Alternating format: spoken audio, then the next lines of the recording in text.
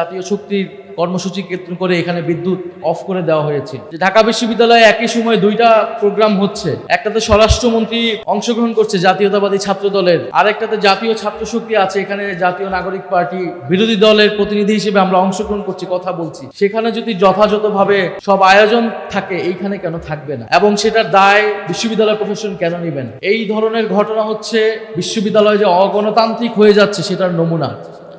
বিশ্ববিদ্যালয়ে বিরোধী দলমতকে কতটুকু স্পেস দেওয়া হচ্ছে, গণতান্ত্রিক সহাবস্থান থাকছে কিনা সেটার নমুনা। এবং আমরা খুব পরক্ষণে একটা ম্যাজিক দেখলাম যে বিদ্যুৎ চলে আসলো। তো ঢাকা বিশ্ববিদ্যালয়ে এরকম ম্যাজিক চলে, তো সারা বাংলাদেশে আমরা জানি বিদ্যুতের সংকট। তো ঢাকা বিশ্ববিদ্যালয়ে এখন বিদ্যুতের সংকট, কয়েক ঘন্টা বিদ্যুৎ থাকছে না।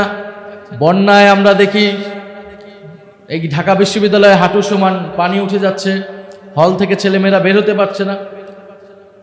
ফলে বিশ্ববিদ্যালয় প্রশাসন প্রতি আমাদের আহ্বান থাকবে যে এটা কোনো গতানুগতিক সরকার না, গতানুগতিক কোনো সময়ে আমরা নাই যে ওনারা একটা নির্বাচিত সরকারের মাধ্যমে এসেছেন বলেই তারা গতানুগতিকভাবে বিশ্ববিদ্যালয় চালাবে, এটা ঢাকা বিশ্ববিদ্যালয়ের শিক্ষার্থীবৃন্দ কিন্তু মেনে নেবেন। আমরা জুলাই গণ অভ্যুত্থান পরবর্তী বাংলাদেশে আছি, বাস্তবতায় আছি।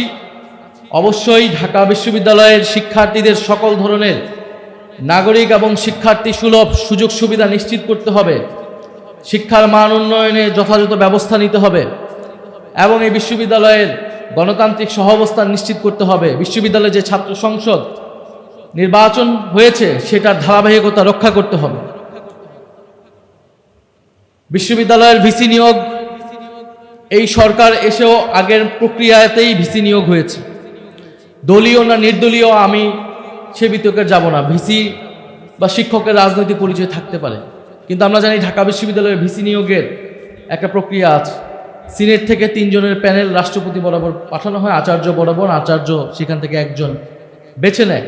এবং আমরা ফ্যাসিস্ট আওয়ামী লীগের সময় একসময় দেখেছিলাম যে এই সময় সাদা দলপন্থী শিক্ষকরা বয়কট করেছে বিভিন্ন সময়, এবং নীল দলের শিক্ষকেরা তারা নিজেরাই ঐক্যমতে পৌঁছাতে পারতো না নিজেদের মধ্যে যে কে বেশি হবে।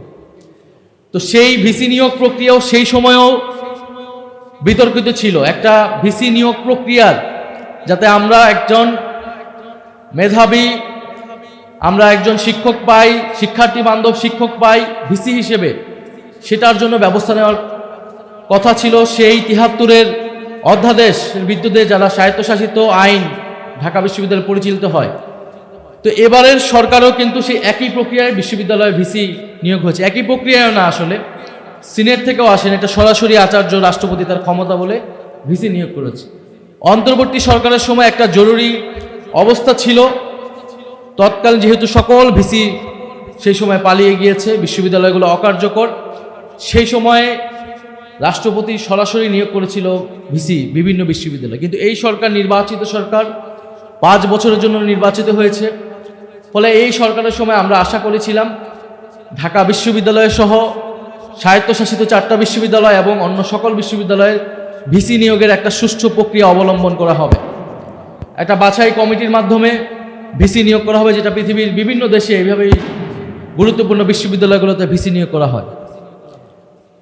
ফলে আমাদের আহ্বান থাকবে ঢাকা বিশ্ববিদ্যালয়কে একটি উন্নত মানের গবেষণা ভিত্তিক বিশ্ববিদ্যালয়, গণতান্ত্রিক একটা বিশ্ববিদ্যালয় করার জন্য ভিসি নিয়োগ, শিক্ষক নিয়োগ, এই প্রক্রিয়াগুলো সুষ্ঠুভাবে হওয়া উচিত এবং সকলেরই যাতে সেখানে গণতান্ত্রিক পরিবেশ থাকে, কথা বলার সেই ধরনের পরিবেশ নিশ্চিত করা ঢাকা বিশ্ববিদ্যালয় প্রশাসনের দায়িত্ব।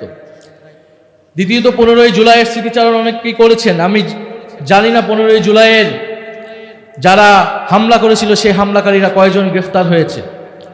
ঢাকা বিশ্ববিদ্যালয় প্রশাসনের উচিত সেই তালিকা ছাত্রদের সামনে প্রকাশ করা এবং সেটার জন্য যথাযথ ব্যবস্থা নেওয়া।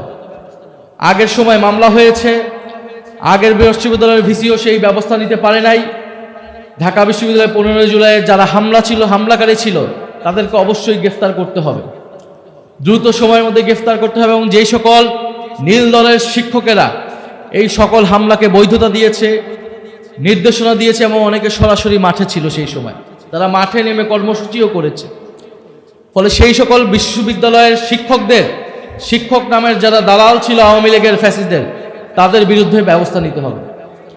আমরা দেখছি প্রশাসনের বিভিন্ন জায়গায়, শুধু সরকার বিশ্ববিদ্যালয় সরকার প্রশাসনেরও আওয়ামী দালালরা রয়েছে, যারা এই ধরনের বাংলাদেশকে একটা অকার্যকর রাষ্ট্রে পরিণত করতে চায় সেই ধরনের পরিকল্পনা করছে। বিশ্ববিদ্যালয়কে ঘিরেও একই ধরনের ষড়যন্ত্র রয়েছে। নীল দলের শিক্ষকরা এখনও সেই ধরনের ষড়যন্ত্রে রয়েছে। আমরা আশা করব ঢাকা বিশ্ববিদ্যালয়ের ফ্যাসিবাদ বিরোধী সকল ছাত্র সংগঠন ফ্যাসিবাদের প্রশ্নে তাদের মধ্যে সেই ঐক্য অটুট রাখবে। প্রিয় উপস্থিতি, আমরা দেখেছি যে ঐতিহাসিক দিন, এটা আমরা সকলেই স্মরণ করছি সেই সময়ের লড়াই সংগ্রামকে। আমরা জানি 15ই জুলাই কি হয়েছিল। আপনারা যারা বক্তব্য দিয়েছেন, আলোচনা করেছেন, আপনাদের স্মৃতিকথাতে ফুটে উঠেছে। আমি আসলে স্মৃতিকথায় খুব বেশি যাব না। জুলাই গণঅভ্যুত্থানে সকলেরই একটা গল্প আছে, ইতিহাস আছে, এবং এই 15ই জুলাই ঢাকা বিশ্ববিদ্যালয়ে নারী শিক্ষার্থীদেরকে টার্গেট করে ছাত্রলীগ এর সন্ত্রাসী যে হামলা আমরা দেখেছিলাম 15ই জুলাই, এবং যেটা সারা বাংলাদেশের মানুষকে, সারা বিশ্ববাসীকে আন্দোলিত করেছিল, এবং এই আন্দোলনের পক্ষে তারা পরবর্তীতে নেমে এসেছিল। 16ই জুলাই আবু সাঈদের শাহাদাত বরণ, 17ই জুলাই ঢাকা বিশ্ববিদ্যালয়ের কফিন মিছিল, 18ই জুলাই প্রাইভেট বিশ্ববিদ্যালয়ের শিক্ষার্থীদের নেমে আসা, মাদ্রাসার শিক্ষার্থীদের নেমে আসা, এর ধারাবাহিকতায় আমরা এটা গণ অভ্যুত্থানের দিকে গিয়েছিলাম, সেই ইতিহাস আমরা জানি। 15ই জুলাই আমাদের আরও একটু মনে রাখা উচিত যে 15ই জুলাই এখানে যারা হামলার শিকার হয়েছিল তাদের মধ্যে কিন্তু সেদিন শুধু ঢাকা বিশ্ববিদ্যালয় না, আরও অনেক ঢাকার শিক্ষা প্রতিষ্ঠানের শিক্ষার্থীরা কিন্তু সেই সময়ের মিছিলে ছিল এবং ব্যাপকভাবে আহত হয়েছিল। বিশেষভাবে জগন্নাথ বিশ্ববিদ্যালয়, ঢাকা কলেজ, ইডেন কলেজ সহ আমাদের ঢাকার যে আশেপাশের প্রতিষ্ঠানসমূহের শিক্ষার্থীবৃন্দ। এবং আমরা দেখেছিলাম যে নারী শিক্ষার্থীদেরকে টার্গেট করা হয়েছিল, যেহেতু নারীরাই এই আন্দোলনে সম্মুখ সারিতে ব্যাপক উপস্থিতি সহকারে প্রতিদিনই আন্দোলনে ছিল। তবে দুঃখের বিষয়, এই 15ই জুলাই, 14ই জুলাই বা 15ই জুলাইকে কেন্দ্র করে ঢাকা বিশ্ববিদ্যালয় প্রশাসনের কোনো আনুষ্ঠানিক প্রোগ্রাম নাই, কর্মসূচি নাই, সেটা আমি এখানে এসে শুনতে পেলাম। বিগত সরকারের সময় কিন্তু এই দিনটাকে 14ই জুলাই অথবা 15ই জুলাই, যেহেতু 14ই জুলাই রাতে 15ই জুলাই হয়ে গেছে, তখন শিক্ষার্থীরা রেজিস্ট্যান্স করেছিল, মেয়েরা নেমে এসেছিল, এবং সেই দিন প্রথমবারের মতো এই আন্দোলন একটা রাজনৈতিক অবস্থানে রূপ নিয়েছিল। তো ঢাকা বিশ্ববিদ্যালয় প্রশাসনের আজকের দিনকে ঘিরে কোনো কর্মসূচি না থাকা, প্রোগ্রাম না থাকাটা দুঃখজনক। এবং ঢাকা বিশ্ববিদ্যালয়ের প্রশাসন, যেই বিশ্ববিদ্যালয় থেকে বাংলাদেশের সকল গণতান্ত্রিক সংগ্রামকে নেতৃত্ব দেওয়া হয়েছে, জুলাই বিপ্লবকে নেতৃত্ব দেওয়া হয়েছে, সেই জুলাই বিপ্লবকে স্মরণে ঢাকা বিশ্ববিদ্যালয় প্রশাসন এবার যথাযথ মূল্যায়ন করছে, কর্মসূচি নিচ্ছে বলে আমার কাছে মনে হয়নি। 5ই আগস্টের দিনে তাদের কিছু প্রোগ্রাম আছে, এছাড়া পুরা মাসব্যাপী কিন্তু তারা কর্মসূচি নেয়নি। আজকে কর্মসূচি হয়েছে বিভিন্ন ছাত্র সংগঠনের, এবং আপনারা দেখেছেন যে আজকের এই কর্মসূচিকে কেন্দ্র করেও এই